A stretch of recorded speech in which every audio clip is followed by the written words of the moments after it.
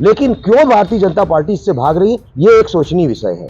जो शोषित समाज है, जो हमारा पिछड़ा वर्ग है, उसको भागीदारी मिलनी चाहिए। तो हमें तो नहीं लगता कि केंद्र की सरकार और उत्तर प्रदेश की सरकार जाति जनगणना लागू कर सकते हैं, क्योंकि इसको भय है कि अगर आज जाति जनगणना कोई भी जनगणना हो, कोई भी आंकड़ा हो, सरकार आज तक नहीं पेश कर पाई है। कि क्या आप ओबीसी या दलित के लोग ही मुख्यमंत्री बनेंगे? जिसके मेहनत करने का जज्बा रहेगा, लड़ने का जज्बा रहेगा, वो मुख्यमंत्री भी बनेगा, इस देश का प्रधानमंत्री भी बनेगा। जातिगत जनगणना का जिन एक बार फिर बोतल से बाहर आ गया है। 20 सालों से मांग चल रही है, जातिगत जनगणना कराई जाए, कर दी जाए, और कैसे होगी ये तय कर दिया जाए। लेकिन इन सब के बीच बिहार सरकार ने आगे बढ़कर एक नजीर पेश की है, जातिगत जनगणना कराई है और अब उसकी रिपोर्ट भी सामने है। अब लोग बात कर रहे हैं कि क्या बिहार में सिर्फ पिछड़े ही मुख्यमंत्री हो पाएंगे? क्या उन्हीं की भागीदारी तय होगी जिनकी हिस्सेदारी ज्यादा है? इन सब विषयों पर हम बात करेंगे यहां मौजूद लोगों से। इसके अलावा हम ये भी बात करेंगे, क्या पूरे देश में जातिगत जनगणना होनी चाहिए? उत्तर प्रदेश में कब होनी चाहिए? क्या अभी तुरंत होनी चाहिए या चुनाव के बाद होनी चाहिए?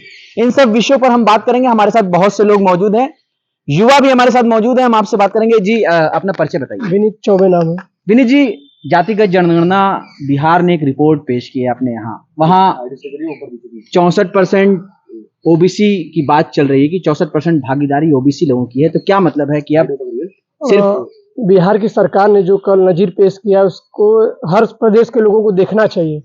और रही बात केंद्र सरकार की और उत्तर प्रदेश सरकार की, जैसे आपने बात किया है, तो हमें तो नहीं लगता कि केंद्र की सरकार और उत्तर प्रदेश की सरकार जाति जनगणना लागू कर सके, क्योंकि 2024 का चुनाव है। 2021 में जाति जनगणना लागू होना था, 21 गया, 22 गया, 23 भी चला गया, 2 महीने बचा है 23 का, और आ जाएगा 24 जनवरी में। तो हमें तो नहीं लगता कि सरकार जाति जनगणना पेश करेगी, क्योंकि इसको भय है कि अगर आज जाति जनगणना कोई भी जनगणना हो, कोई भी आंकड़ा हो, सरकार आज तक नहीं पेश कर पाई है।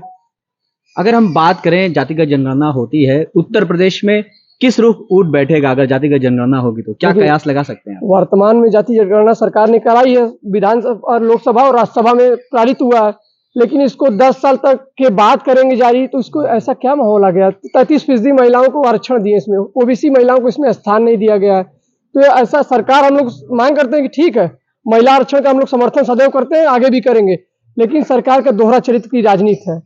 जब चुनाव आता है तो ओबीसी दलितों का याद आता है, चुनाव खत्म हो जाने के बाद महिलाओं को ओबीसी क्यों नहीं दिए आरक्षण में? तो यहाँ बात चल रही है कि सरकार का दोहरा चरित्र हमेशा सामने आता है। और यहाँ हमारे साथ बात करने के लिए मौजूद है कांग्रेस के महानगर अध्यक्ष राघवेंद्र चौबे जी। और कांग्रेस ने सबसे पहले इस जातिगत जनगणना का समर्थन किया है और कहा है कि हमारी सरकार आएगी तो हम तुरंत जातिगत जनगणना कराएंगे। राघवेंद्र जी, बहुत बहुत स्वागत है आपका राजस्थान पत्रिका में। क्या कहना चाहेंगे बिहार की जातिगत जनगणना पर? सबसे पहले तो मैं आप सब लोगों ने बहुत ही अच्छे मुद्दे पे और ज्वलंत मुद्दे पे सबको एकत्र किया है, इसके लिए आपको बधाई देना चाहता हूँ। दूसरी बात, मैं कह रहा हूँ आपके माध्यम से, जैसे आपने अभी इस डिबेट की शुरुआत करने में कही कि क्या आप ओबीसी या दलित के लोग ही मुख्यमंत्री बनेंगे? ऐसा डर उनको होगा जिनके अपने काम पे भरोसा नहीं होगा। आप बताइए, क्या हम नौकरियों में आरक्षण देने के बाद क्या ठाकुर, ब्राह्मण, लाला या भूमियारों को नौकरी नहीं मिल रही है? नौकरी अपनी काबिलियत पे और अपनी मेहनत से पाई जाती है। उसी तरह जिसके अंदर काबिलियत रहेगी, जिसके मेहनत करने का जज्बा रहेगा, लड़ने का जज्बा रहेगा, वो मुख्यमंत्री भी बनेगा, इस देश का प्रधानमंत्री भी बनेगा, सांसद भी बनेगा, विधायक भी बनेगा। और जहां तक जातिगत जनगणना की बात को लेकर के है, तो मैं बिहार सरकार को बधाई देना चाहता हूँ और अपने नेता आदरणीय राहुल गांधी जी को, कि लगातार राहुल गांधी जी ने जो पिछले 10 वर्षों में, इस पिछले 10 वर्षों में जब यूपीए की सरकार थी, जो हमले झेले हैं, वो सिर्फ एकमात्र हिंदुस्तान के नेता हैं जो गरीब, कमजोर, मध्यवर्गीय लोगों की और खास करके अति पिछड़े ओबीसी समाज की लड़ाई लड़ने के कारण भारतीय जनता पार्टी, आरएसएस के पोषक तत्वों द्वारा उनके ऊपर हमले किए गए, उनकी छवि बिगाड़ी गई, हर तरह से हमला हुआ।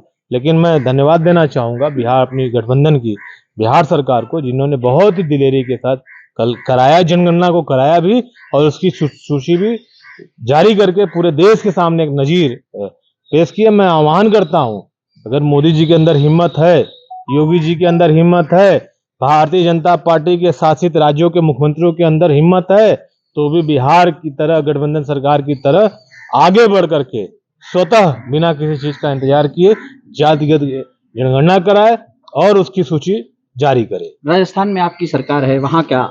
राजस्थान में तो आपने देखा कि वहां पे चल रहा, सबने समर्थन किया है। राजस्थान तो एक ऐसा स्टेट हो गया है जहां पे हर बिरादरी के का आयोग बना करके गहलोत साहब ने एक चेयरमैन बना के बैठा गया कि जाइए, आपको पूरी ताकत है उस अपने समाज के लिए, उस बिरादरी के लिए जो बेहतर हो सकता है उनके बीच काम करिए और उनकी बेहतरी से उनके बेहतर को बेहतर बनाने के लिए आप अपने सुझाव दीजिए, उसको सरकार अमल में ला रही है। तो महानगर अध्यक्ष जी ने साफ साफ कहा है कि जातिगत जनगणना कराना बहुत जरूरी है, उसको कराया जाए, मांग की है। लेकिन हाँ, उन्होंने एक चीज ये भी कही कि काबिलियत होगी तो कोई भी किसी भी पद पर बैठ सकता है, इससे डरने की जरूरत नहीं है कि सिर्फ वो बनेंगे या ये बनेंगे। हमारे साथ और भी लोग मौजूद हैं, फसाहत हुसैन जी हमारे साथ मौजूद, हम इनसे भी जानेंगे। जी आपका बहुत बहुत स्वागत है राजस्थान पत्रिका में। क्या कहना चाहेंगे इस आरक्षण जातिगत जनगणना को लेकर? देखिए, हमें तो ये नहीं समझ में आ रहा है कि मौजूदा केंद्र की सरकार और प्रदेश की सरकार या भी भारतीय जनता पार्टी की जो भी जहाँ जहाँ सरकारें क्यों इससे भाग रही हैं, इनसे इनको क्या नुकसान हो रहा है।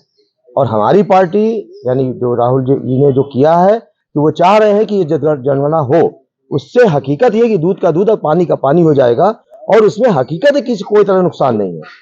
ये हम पहले भी करते चले हैं और हम आज भी करने के लिए तैयार हैं, लेकिन इससे हम समझते हैं कि एक चीज सामने आ जाएगी कि हकीकत में कि जो शोषित समाज है, जो हमारा पिछड़ा वर्ग है, उसको भागीदारी मिलनी चाहिए, चाहे वो नौकरी में हो, चाहे वो सत्ता की भागीदारी हो, उसको मिलना जरूरी है। लेकिन क्यों भारतीय जनता पार्टी इससे भाग रही है, ये एक सोचनीय विषय है। यूपी के सीएम योगी जी हैं, क्या मांग करेंगे जातिगत जनगणना को लेकर? वो क्यों करेंगे, उनकी तो पूरी पृष्ठभूमि एकदम खुली है कि एक जात के लिए वो काम करते हैं। आपके सामने एकदम पृष्ठभूमि उनकी खुली हुई है, क्यों इसको करेंगे? वो उनको करने के बाद हकीकत उनकी कुर्सी चली जाएगी।